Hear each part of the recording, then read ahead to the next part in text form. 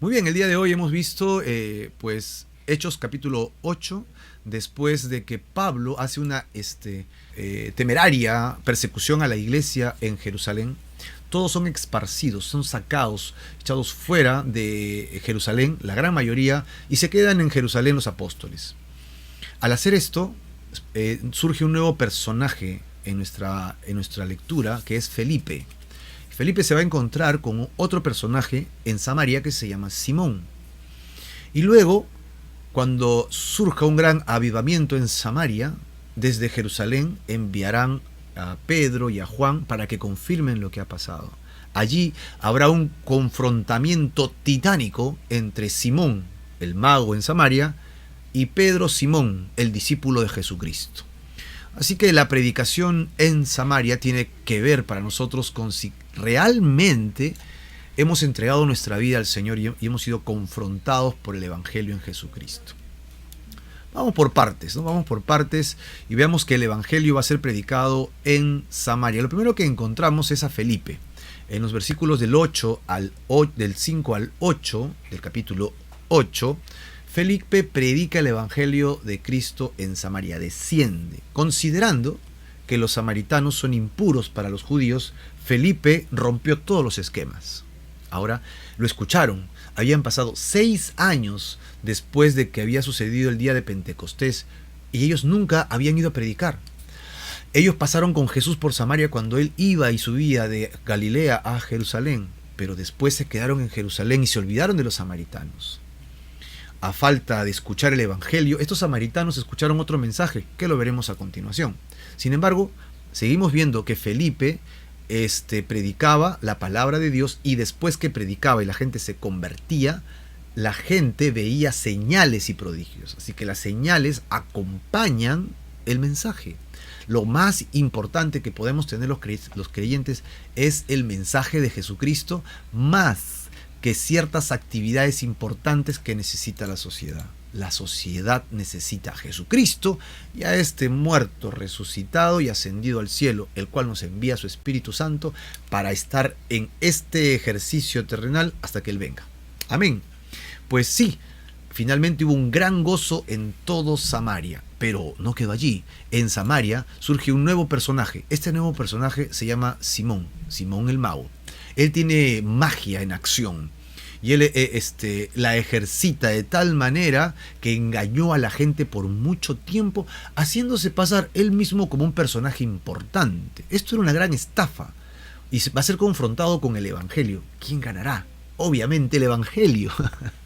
La magia versus el Evangelio. Luchan. ¿Quién gana? El Evangelio. En el versículos del 10 al 11 les decía a todos: esto que yo hago es el gran poder de Dios. Esto es una estafa, porque Dios nunca le pidió a este Simón que hiciera nada de eso. Si no, estaría en las Escrituras, pues.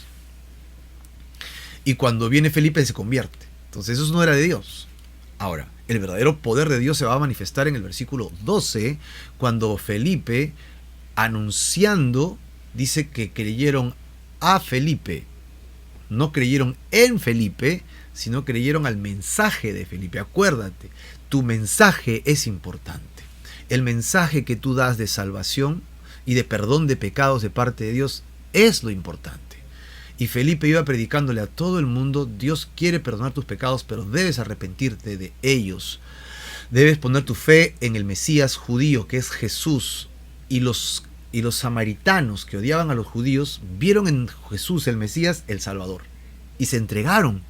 Él anunciaba el Evangelio del reino de Dios en el nombre de Jesucristo, y la gente creía en masas y se bautizaba, hombres y mujeres. Esto fue realmente un momento increíble en Samaria. Bueno, la magia termina siendo vencida por el Evangelio, porque Simón se quedó sin adeptos. Toda la gente iba detrás de Pedro y de Felipe. Entonces él va a ver qué sucede, y lo que sucede en el versículo 13. Él también creyó. Simón mismo creyó y también fue bautizado. Dos cosas que hizo a continuación nos llaman la atención de Simón. Dice que él no estaba en la congregación buscando a Jesucristo, sino que él siempre se le pegaba a Felipe. Otra cosa interesante que debemos notar es que este Simón no estaba poniendo sus ojos en la palabra, no estaba poniendo sus oídos en el Evangelio, sino que estaba poniendo sus ojos en las señales, en los grandes milagros que se hacían, y estaba atónito. Esto pudo haber distraído totalmente su fe en Jesucristo. Algo está pasando raro en la vida de nuestro querido Simón aquí presente. ¿Qué será? Lo vamos a descubrir en un instante, ¿verdad? Vamos a descubrir qué está sucediendo con nuestro querido Simón. Vamos a ver que a continuación la palabra atónitos que utiliza Lucas, el que ha redactado esta carta, es la misma palabra que utilizó para cuando Simón engañó. Es decir, él engañaba a la gente con sus sartilegios y la gente estaba admirada. Ahora Felipe ya no usa la mentira, el sartilegio, utiliza la verdad del Evangelio y toda la gente está extasiada, incluso él. Lo que él producía en la gente ahora se le está produciendo a él delante de Felipe. Esto es increíble, ¿verdad? Eso es como funciona el Evangelio, y el Evangelio vence a la magia. Y aquí, en todo esto, con un Felipe involucrado dentro del círculo cristiano, aparece el nuevo personaje, que es Pedro. Bueno, yo le dije personaje en singular, pero Pedro aquí viene a representar a los apóstoles, porque es el que más va a hablar, como siempre. Entonces, en esta sección tenemos a Pedro versus Simón. Pedro y Juan imparten el Espíritu Santo de versículos 14 al 17 del capítulo 8, cuando ellos son enviados desde Jerusalén, y al llegar oraron y les impusieron las manos, y ya siendo salvos, ahora son llenos del Espíritu Santo para predicar con poder, con denuedo, ¿no? Incluso siendo capaces de entregar sus vidas. Simón, que está cerca a Felipe, ve esto de primera mano, y al ver esto, él quiere comprar ese poder, así como lo dice. Simón les ofreció dinero para que les diesen ese poder de imponer las manos para dar el Espíritu Santo a otros. Tremendo error. ¿Qué pasó con Simón? ¿No se había convertido? ¿No había tomado la decisión de seguir a Jesús? ¿Por qué está tan preocupado en comprar, entre comillas, ese truco? Es que parece que sus ojos no están en el Evangelio, sino en el negocio que produce eso y el poder y el prestigio que acarrea. Sin embargo, vamos a ver que Pedro revela la verdadera intención de Simón. Tu dinero perezca contigo. En otras palabras, tu fe torcida y tu dinero no sirven para nada. El dinero no compra lo espiritual. Es imposible. El dinero se utiliza para los bienes terrenales, se utiliza para cosas del reino, de Dios, la iglesia, los locales, pero no te compra un espacio en el cielo. Tu dinero perezca contigo porque has pensado que el don de Dios se obtiene con dinero. No tienes parte ni suerte en este asunto. Es como decirle, tú no eres salvo, no perteneces a las cosas espirituales y estás aquí metido. Tu corazón no es recto delante de Dios. Pero Pedro no se queda callado, le da la solución, le dice, mira, arrepiéntete de esa maldad de tu corazón. Segundo, ruégale a Dios que te perdone, a ver si te perdona este pecado. Así que Pedro no lo deja en el aire, sino que le da la solución. Le dice, estás en pecado, Simón, lo que estás haciendo es pecado, estás queriendo comprar las dádivas de Dios con plata, cuando eso es algo que Dios da por gracia.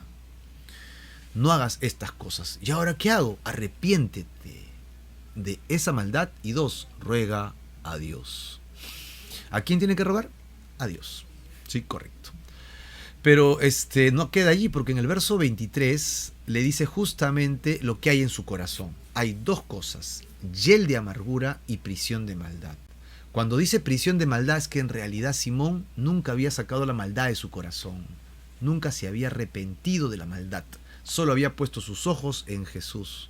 Y si bien es cierto que Jesús me salva y si pongo mi fe en Él soy salvo, eso tiene que ir acompañado de acciones, que es arrepentimiento. Como dice luego Santiago, ¿no? Mi fe sin arrepentimiento no es nada. La salvación viene acompañado de este ejercicio de palabras que es fe y arrepentimiento. Las dos juntas producen salvación.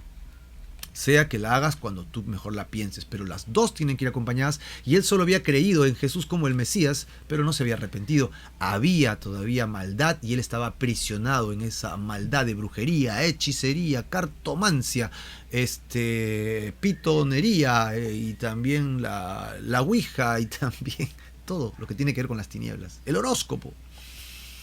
Y lo otro es hiel de amargura. ¿Por qué estaba amargo? ¿Sabes por qué estaba amargo?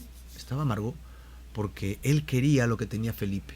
Y cuando vino Pedro, y lo que tenía Pedro era más grande, él quería lo que tenía Pedro. No tenía lo que tenía Felipe, no tenía lo que tenía Pedro, lo quiere comprar y Pedro le dice que no. Y él se llena de amargura porque no tiene lo que quiere.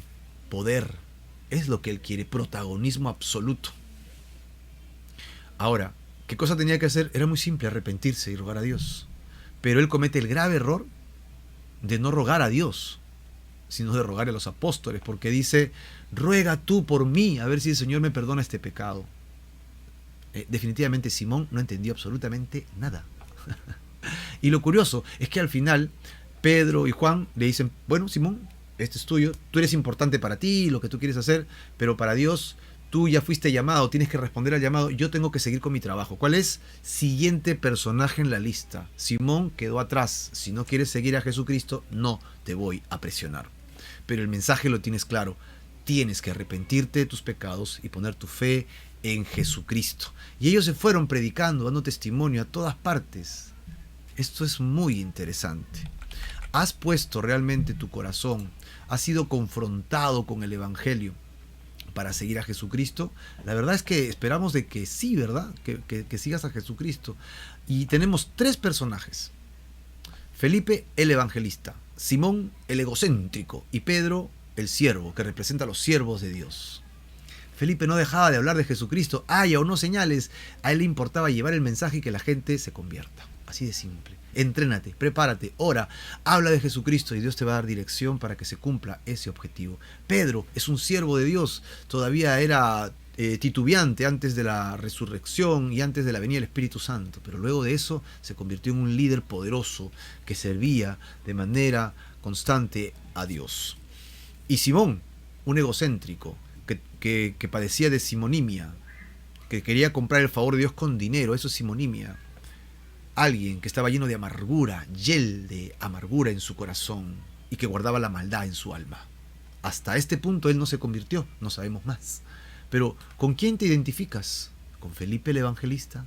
¿Con Pedro, como un siervo de Dios, llegar al punto de dar hasta tu propia vida, como fue en el caso de Pedro? O tal vez eres como Simón y estás guardando amargura en tu corazón. ¿Todavía tienes amargura en tu corazón? ¿Todavía hay maldad que te tiene atrapado? Hoy día es el mejor día para que renuncies y el Evangelio toque tu corazón para salvación. Es esa la pregunta. ¿Has sido confrontado con el Evangelio en alguna parte de tu vida y has sido llamado, remecido por Dios para salvación y arrepentimiento de pecados? Si es así, hoy día es el mejor día para que seas salvo. Hoy día es el mejor día para que le entregues tu vida a Jesús. ¿Quieres hacer esta oración? Vamos a prepararnos. Ora conmigo y entrégale tu vida a Jesús. No te olvides, fe y arrepentimiento, y espero que tu corazón sea como el de Felipe y como el de Pedro, como el de un predicador y un siervo alejado de la simonimia y alejado de la amargura del corazón, y que le entregues tu corazón a Dios por completo. ¿Quieres servir a Dios? Hazlo a partir de hoy día. No esperes un día más, no esperes la próxima semana. Hoy día sirve a Dios, desde hoy día entrégale tu corazón. Señor, nos arrepentimos de nuestros pecados y te entregamos nuestras vidas. Aquí estamos, Señor, con nuestra fe intacta, puesta en ti como el autor y consumador de nuestra salvación. Yo merecía morir en la cruz por mis pecados, que la ira de Dios me consumiera por mi maldad, pero eres tú quien se puso allí por mí, y todo lo que debía caer sobre mí, Señor, cayó sobre ti. Te llevaste mis pecados en tu cuerpo, y ahora, si pongo mi fe en ti, soy salvo. Creo en tu obra en la cruz. Eres el Mesías judío que ha venido a salvar el mundo. Lo acepto en mi vida y me arrepiento de mis pecados. Dejo mis pecados atrás, los confieso y te pido que me salves para toda la eternidad. Te entrego mi vida y mi corazón por siempre para tu servicio. Padre, en el nombre de Jesús. Amén y amén. Amén. Gracias a Dios y espero que tu vida en Cristo sea una vida llena del Espíritu Santo.